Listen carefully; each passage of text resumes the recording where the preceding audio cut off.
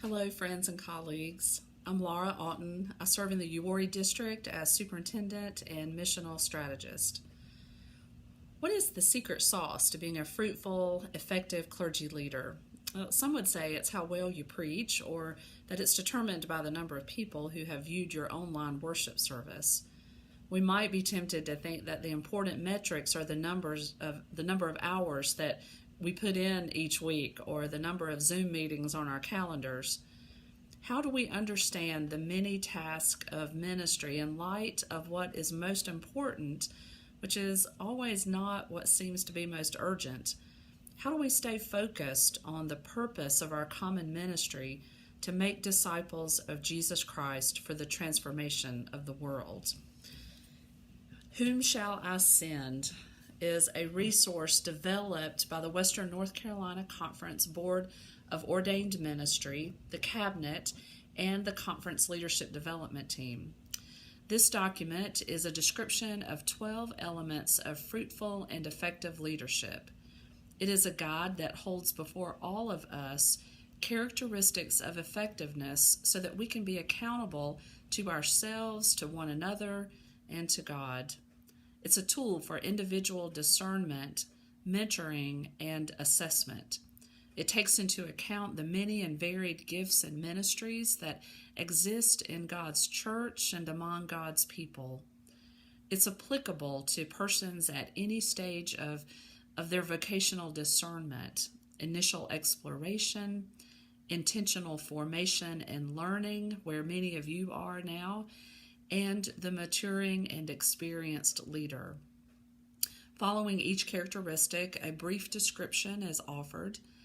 Currently, a companion guide for individual and group discernment is being developed that includes questions and biblical text for each element.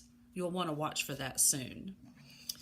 Whom Shall I Send begins by affirming that a fruitful clergy leader is one who serves out of a conscious and obvious relationship with Jesus Christ in a set-apart call to ministry. It is important that this is first, for who can deny the truth that the presence of God's Holy Spirit in the life of a minister is key to fruitful leadership? As Jesus says in John chapter 15, "Apart from me, you can do nothing." Secondly, the fruitful clergy leader has spiritual depth and is formed by the theology, history, and tradition of the church as shaped by the Wesleyan and Methodist movement. We are spiritual leaders shaped by the Wesleyan tradition. Third, a fruitful clergy leader is faithful in preaching and teaching the faith. We preach, teach, sing, write, compose, and express the good news, thus proclaiming the gospel of Jesus Christ. Number 4, practices empathy and builds trust. This is critical in leading and working with others in collaborative ministry. Number 5, develops and leads from clear vision and goals, can distinguish between the important and the urgent, between human aspiration and God's direction and vision. Number 6, focuses on collaboration and partnership with laity. Fruitful clergy leaders are not lone rangers. 7, a fruitful clergy leader understands context and community, recognizing that God is already at work in the world. Number 8, values and promotes innovation and change, is not stuck in the past or stymied by fear of change. Number 9, a fruitful clergy leader demonstrates agility and adaptability, something we have all had to demonstrate in a season of pandemic. Number 10, expresses curiosity and is committed to continual improvement because God is always doing new things. Number 11, has skills in management and administration, stewarding well God's gifts of people and resources.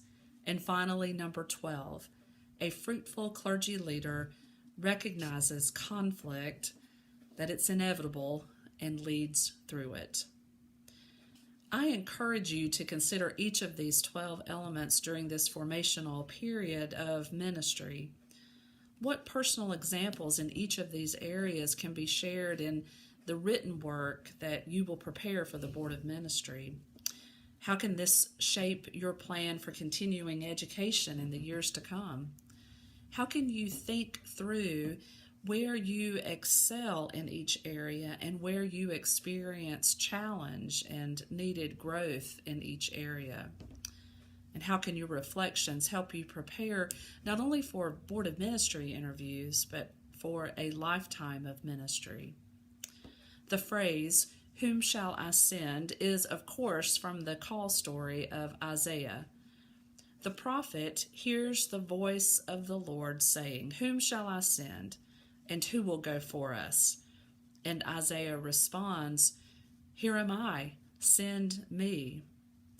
You too have responded to the voice of God, the call of God. You have responded and continue to respond. "Here am I, Lord, send me."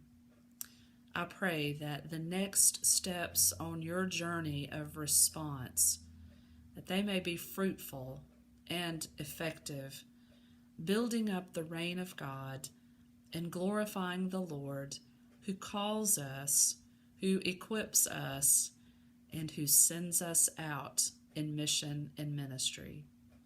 Thank you.